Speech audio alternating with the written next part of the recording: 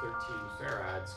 If you put that in the denominator... Assistant professorship is a very interesting, fertile time. You start to find your own voice and what it is you hope to contribute. And the Hellman Fellowship is exceptional in the ways that it supports the kind of research that assistant professors are doing. The Hellman Fellowship targets an unmet need.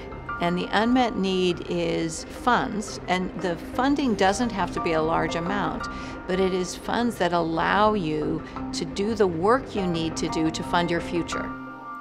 The value of having the Hellman Fellowship is that we were able to do something that did not have a guaranteed successful outcome, and many, many things in science are that way, that if you want to make progress, you're going to need to take some risk.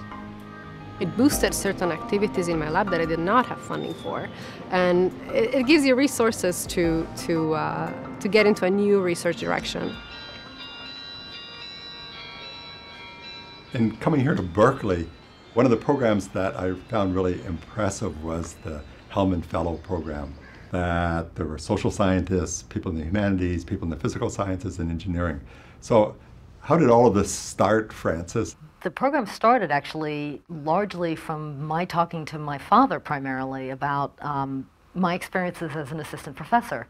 So I came into UC San Diego as an assistant professor in 1987, and I had a certain level of startup funds and spent those on getting my lab built, and then went through this period of time that almost all young faculty go through, where you've used up your startup funds, but you haven't yet gotten major funding, and yet you need it to get tenure. I was talking to my dad about this, and he came up with this idea of, what about if we directly fund people in their second or third years?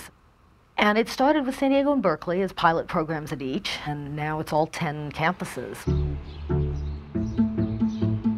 I was hired as an assistant professor. Everybody assumed that I had my normal 6 years to tenure. And one day, the dean knocked on my office door, and he had a rather distraught look on his face. And he said, you know, there's a little glitch. The 2 years you spent in Berkeley count towards your clock, so I'm very unhappy to report you're coming up for tenure next year. And so I applied for the Hellman Fellowship, and I received it. I hired 2 RAs, sequestered myself, wrote the book, and did it all in 1 year, and the faculty was happy, and I was even happier.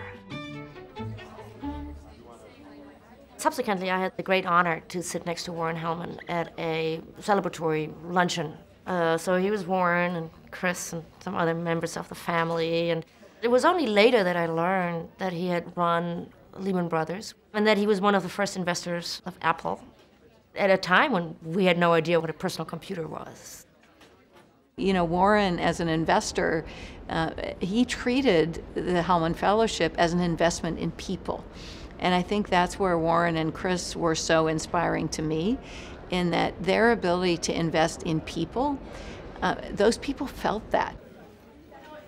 One of the things they loved about the Hellman Fellow lunches is the cross connections between the different Hellman Fellows, where all of a sudden one of them would find that they were working on something that was relevant to one of the other Hellman Fellows. So those cross connections, I think he thought he was particularly excited when those happened. With the roses so red and the lilies so fair, and the myrtle so bright with the emerald hue. Frankly, the best part of going to those lunches, Warren would always wind up playing some recording of some wacko music that he liked.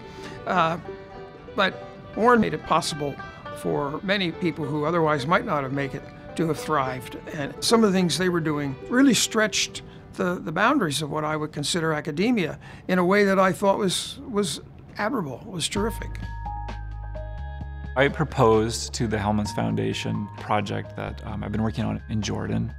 And the goal of the project was to understand how the different societies that had lived there over 5,000 years had lived in a really difficult semi-arid environment. These provide an interesting analog, if you will, for the kinds of environmental challenges we face here in California today or possibly in the future. The Hellman Grant has allowed me to start a new line of research in my lab. Where I see my research going, I think, is providing the information that's necessary for developing new therapies for addiction or obesity.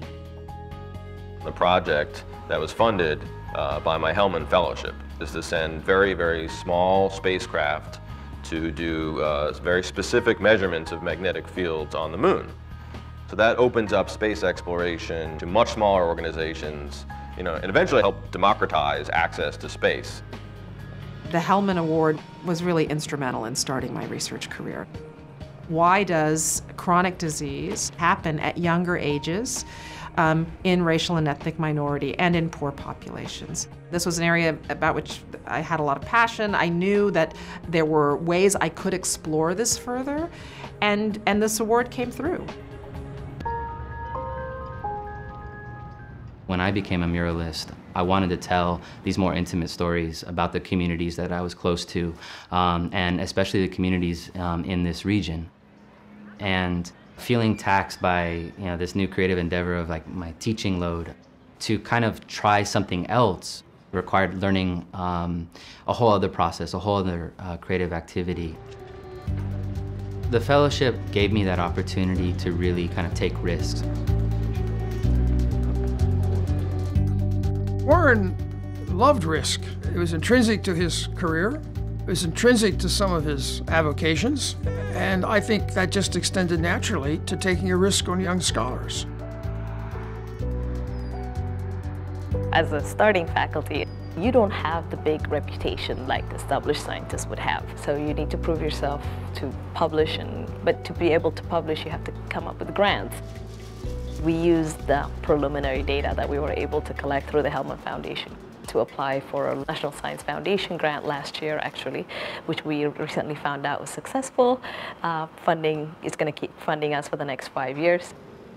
If we didn't have that preliminary work that we did through the Hellman Foundation grant, I think our job of convincing National Science Foundation would have been a lot harder, maybe impossible.